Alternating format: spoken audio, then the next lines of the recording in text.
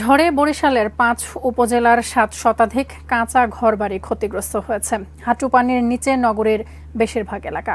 বরিশাল লঞ্চঘাট থেকে জানিয়েছেন প্রতিনিধি মোহাম্মদ হুমায়ুন কবির।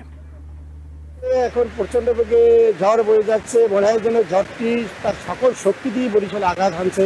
আমি রয়েছি বরিশাল লঞ্চঘাটে। এখানে এমনই অবস্থা, এখানে যে ঘাট লঞ্চগুলো যেন সরিয়ে ফেলছে বাতাসের এবং ঝড়ের গতি এতটাই বেশি। আমি একটু দেখানোর চেষ্টা করছি যে ঝড় যে আঘাত হানছে কীভাবে সেটি না দেখলেই নয়।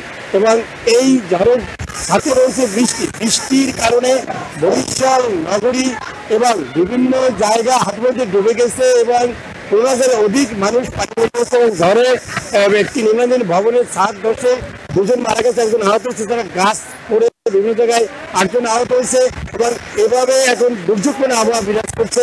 এবং বিশেষ করে ঝড়ের গতি ক্রমান্বয়ে বৃদ্ধি পাচ্ছে, তার সাথে রয়েছে বৃষ্টি যেটি না দেখলেই নয়। আমি যে রয়েছি লঞ্চঘাটে, এই লঞ্চঘাটে আমি দেখানোর চেষ্টা করছি ঝড় কিভাবে আঘাত আনছে এবং ঝড়ের গতি বৃদ্ধি পাওয়ার কারণে একেবারে যেন সবকিছু যেন এখন দেখে মনে হয় যেন ধ্বংসলীলায় পরিণত করবে। এবং বরিশালের উপর দিয়ে এখন সে আঘাত আছে, তার সমস্ত শক্তি দিয়ে আমরা বলবো। এবং ঝড়ের কারণে এই বরিশালে যে লঞ্চ চলাচল আগেই বন্ধ আমরা বলেছিলাম, এগুলো বন্ধ রয়েছে, ওই জায়গায় মানুষ আটকা পড়েছে এবং ঝড়ে বরিশালে সমস্ত জনজীবন একেবারে বিপর্যস্ত হয়ে পড়েছে।